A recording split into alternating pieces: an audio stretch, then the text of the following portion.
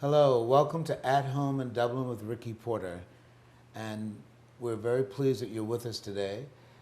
This television program by TV35 is designed to feature the very best of Dublin.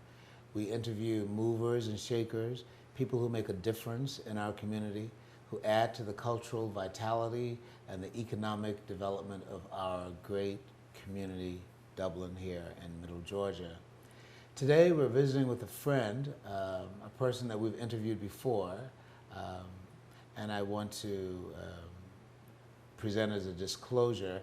I work with this individual and the organization, Dublin Rising, and we'll talk more about the acronym RISING, and that's where you might want to start thinking about being able to talk about what RISING. So I work with Doug Wolf, who is one of the co-founders for Dublin Rising, the other co-founder being his wife, Jean Wolf. Welcome, Doug. Welcome. Thank you. How are you? I'm doing fine today, Ricky. I'm buoyant today. Very good. Well, you know, I've worked with Dublin Rising for a couple of years as executive director. Mm-hmm. The first year or two, you paid me big money. No, I'm just joking. But thereafter, I've been volunteer. Mm-hmm. But I'm extremely pleased to be a part of your organization. And we're very pleased to have you too, by the way. Thank you very much, Doug. I'll give you a moment to tell us what RISING stands for. It is an acronym, RISING. Why don't you take a moment to tell us what that stands for? Okay.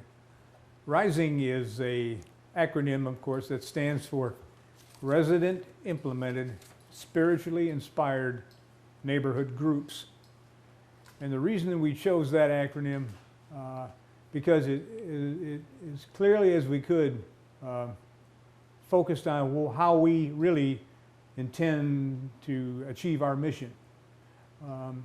There's nobody can come in and impose on other people their ideas and values and so forth, and it has to kind of be a ground up kind of a thing. This neighborhood has to have its own identity, and I don't personally find my identity to be too clear unless I depend on God.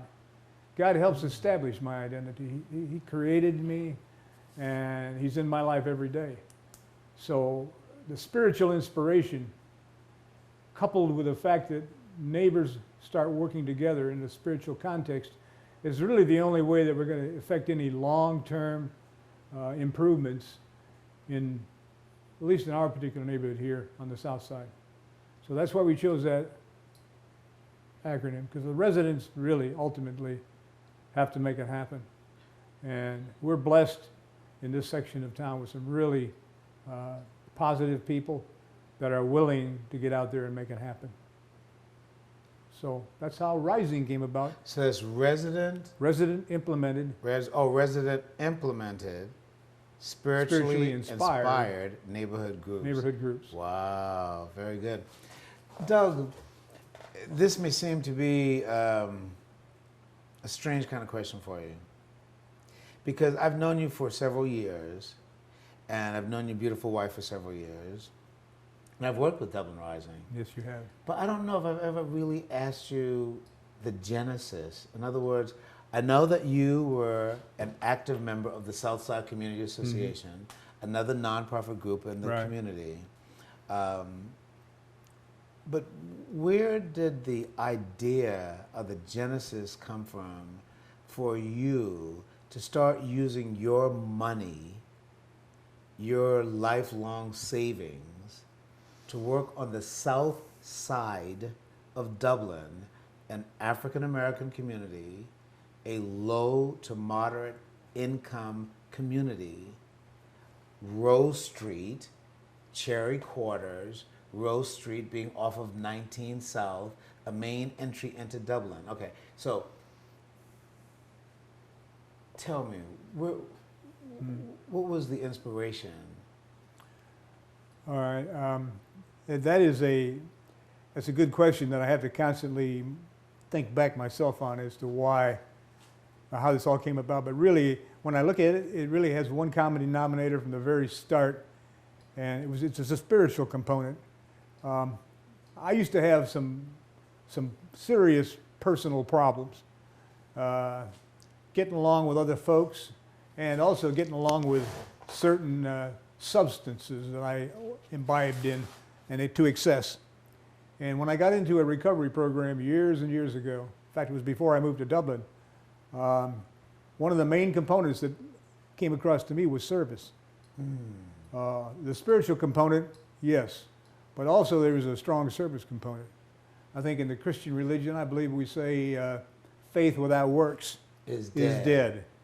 And that's kind of how it seemed to me. So that's why my wife and I joined the Southside Community Association. And that organization was determined to make an impact on the South Side, and we participated in that, and we did a lot of really neat things with the Southside Community Association. However, as an organization, they were limited in scope to what they could really accomplish. And we saw the low-income housing, the affordable housing component, as being one that was really needed some special focus. I bought in order to be an actual owner in the South Side, I purchased a dilapidated home from Eugene Smith, one of the primary landowners and longtime residents of the South Side. And a member of the board of directors. And a member now of our board of directors, right. And once I owned that place, it needed a lot of work, you know. And Eugene and I knew that going in, and he helped me get started in the rehabilitation business. And we rehabilitated that house. And this is before Dublin Rising was even considered, okay. This was in 2007.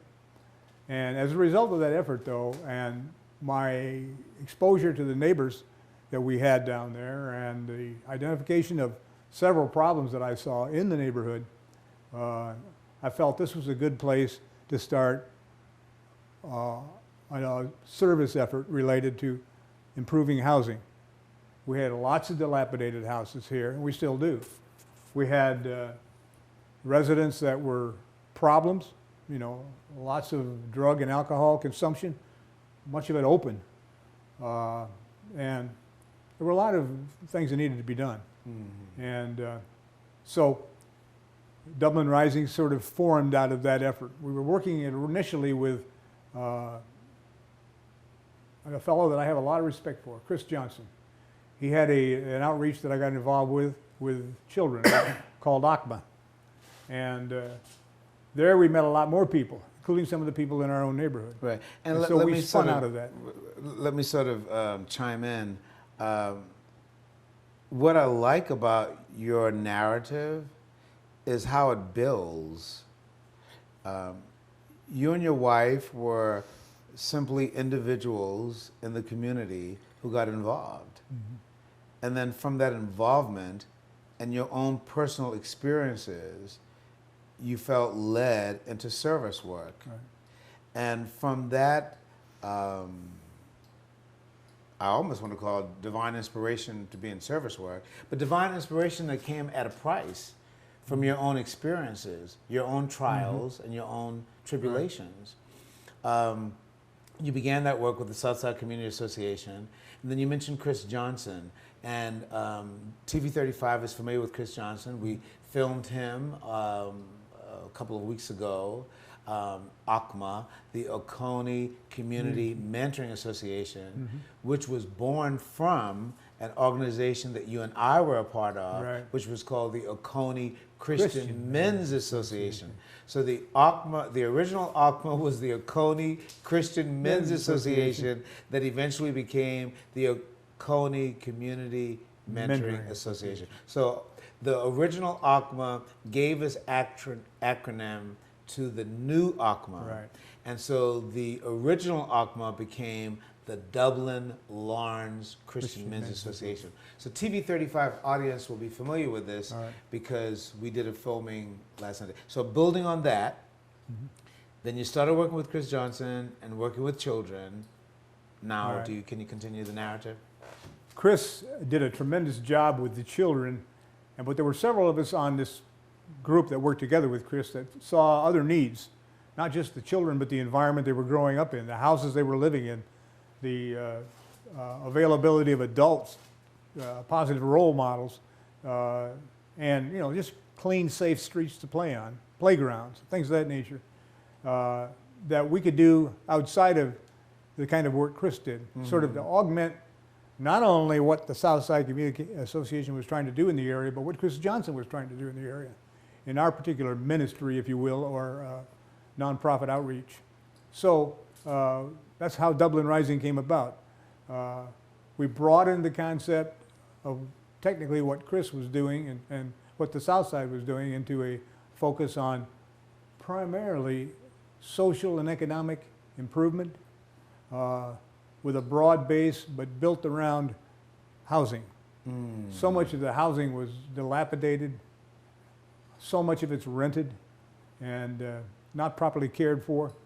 And we thought that eventually we would like to start a program and be part of a program in this neighborhood that changed that situation to where we had clean, safe streets. We had a lot more private owners, which usually ends up with properties that are better cared for. And we have been very slowly moving in that direction, but recent events will definitely be accelerating our progress in that area. Well, let's talk about recent events.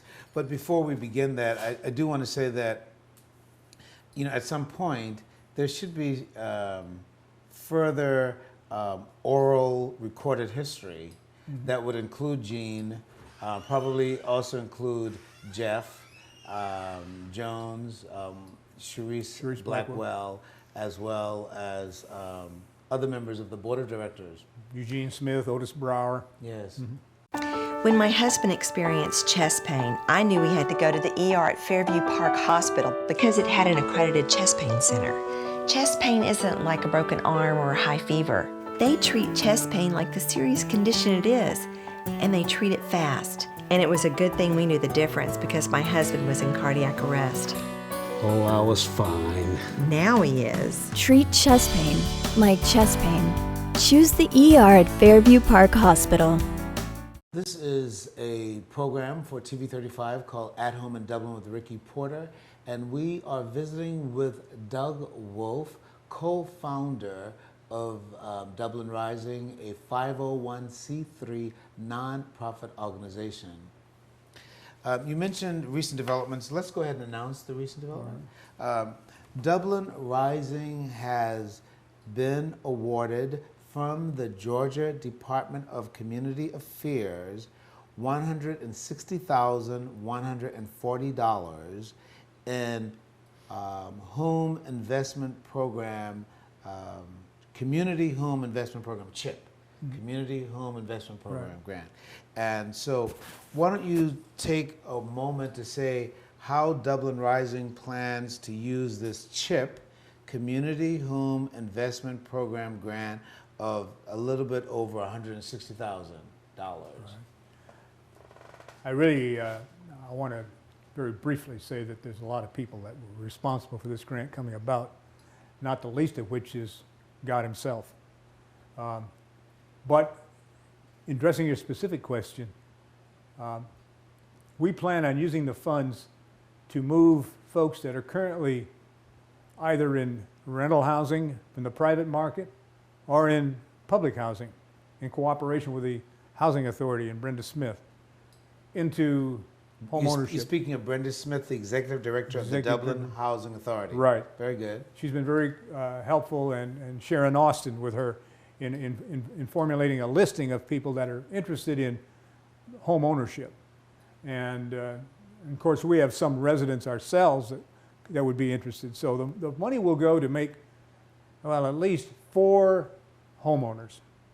Now, that's not a lot. It doesn't seem like for $160,000, but it's a requirement to take some of these houses that have been let go for a long time and bring them back up to a standard where we would want ourselves to live in, okay? And where the energy bills would be sufficient that we could afford to pay our utility bills. Correct. Without, you know, getting substantially into our funds for other purposes. You know, so basically, we intend to use those funds to subsidize the rehabilitation of dilapidated properties that currently, in most cases, are not occupied, and use those places to provide homes for individuals that currently do not own homes, that are living in someone else's home, be it the government or some private entity. Well, will these family units who come into the homes, they will become homeowners? Yes, they of will these become the owners. Rehabilitated houses? Right. There are certain requirements, and I won't go into them now because they're quite extensive, that the new homeowners meet, but they will be full owners of these properties, and they will get a considerable amount of help in this process from this grant, from the state and other areas too. So, yes, they will be full owners of these properties.